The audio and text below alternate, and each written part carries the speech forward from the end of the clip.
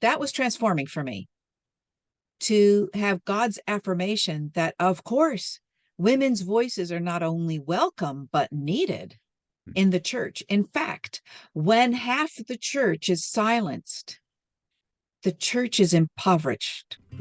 Welcome to the Eden Podcast, where we true the verse of Genesis 3:16, and we discover that God didn't curse Eve or Adam or limit woman in any way.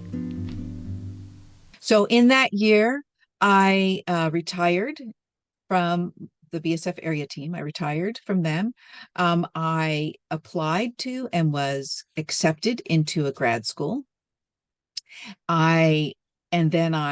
David and I both changed churches to this little church where this woman was teaching. And not long afterwards, they asked me to teach. And so now I'm on the pastoral team. And so that's a larger body of shepherds and teachers. And then I'm on a smaller body, 4-person teaching team, 2 men and 2 women. And that was transforming for me to have God's affirmation that, of course, women's voices are not only welcome, but needed in the church. In fact, when half the church is silenced, the church is impoverished because those half of the people in the church are not sharing their portion. And so in the body, just think of a human body, where half the body is not permitted to fully participate. What would it be like to live in such a body? But that's what's been happening. And so now I was in a thriving church where every voice counts, matters, shares their portion, and the experience is rich. So you preach on an average of 1 Sunday a month right now? You're the preacher? I guess I guess you could call it that. Some Sundays I'm teaching, some Sundays I'm preaching, but we equally share the Sundays. Yeah. And so actually I just had a turn where I did 3 in a row. Was my choice because I wanted to build a head of steam for what I was going to talk about this past Sunday, which is 1 John 3:3 or 3:1 through 3, which is a powerful and lush passage. But we build up to that because it doesn't just happen out of thin air. And I love the discoveries we've had offline. You're talking about your discoveries in the Gospels, Yes. especially. Well, let's shift and talk about your True 316 story. How did you discover us, and is it worthwhile, or what do you think about it? Well, this is actually a wonderful story about how God uses the internet. And God is actually powerfully active in the internet. Who knew? And I had retired from BSF. And as you say, that was an intensive time, literally hours of time. And even though I was in grad school and I was in a new church and I was now had a teaching schedule, I suddenly felt like I didn't have a trajectory. I did. But on the other hand, it didn't seem like I did. So I kind of asked the air, if you will. I put a post out there. I said, I'm doing these things, but it kind of feels like I'm at loose ends. I'm not really sure what God has next in mind for me. And I think on that same day, you had a keen eye and your ear was attuned to the Lord's voice, and you wrote back. You said back to the air to me, Yeah. "Oh, I have a project you might be interested in."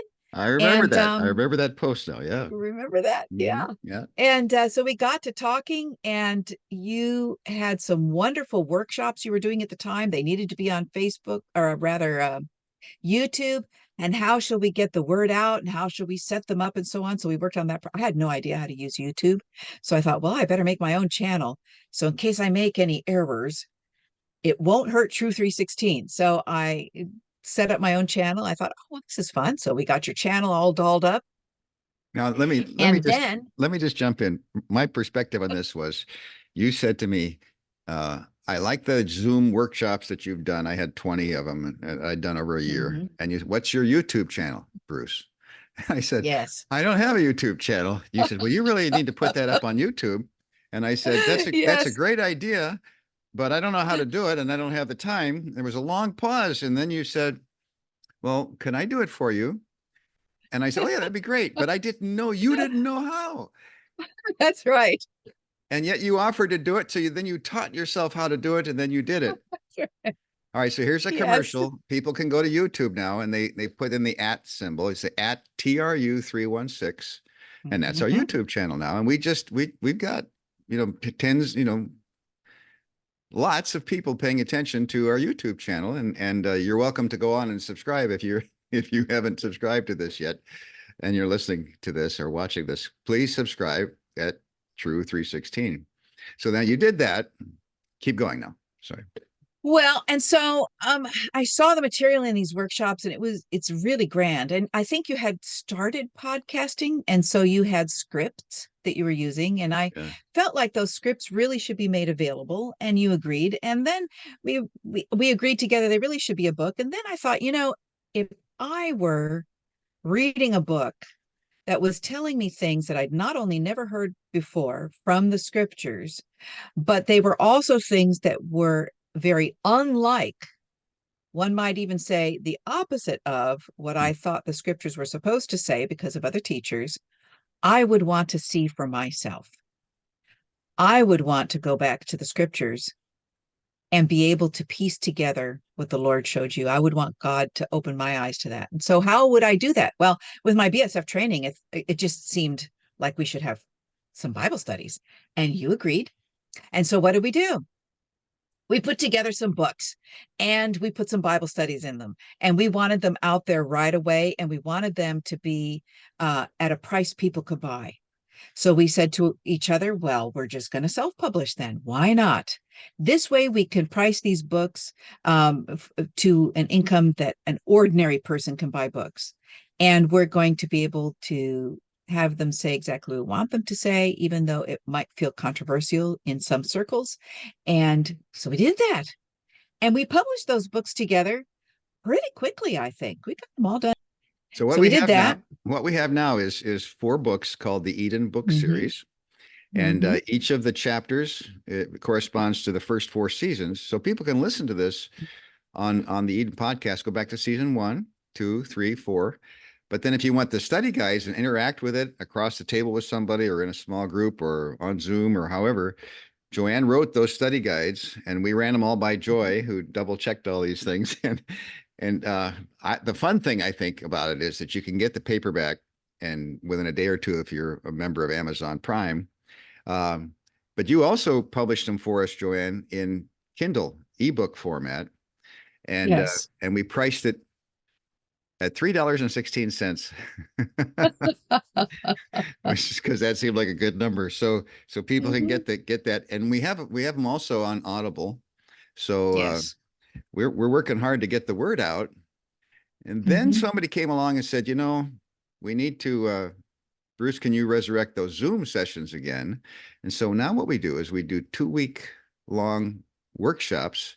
So there's the Eden workshop on Genesis 2 and 3. And there's the Beyond Eden workshop on Ephesians 5 and 6. There's the Back to Eden workshop on 1 Timothy 2 and 3. And there's the Because of Eden workshop on 1 Corinthians 11 and 14. And then for fun, we threw in 1 Peter 3. And all those workshops are just 2 weeks long. So if you go to true316.com/workshop, you can sign up for those and interact with the book, the study guide, and have a small group. And that's been maybe the best feedback we've gotten from anybody is, this is clarity and it's freedom and it's a lot of fun. And then I asked you if you'd be my co-host on the Eden podcast. Yes. So I don't know what's next in our True 316 story, but this has been a big part of it. Well, and also to see the Lord at work, because God is about community. We can see that all throughout the scriptures.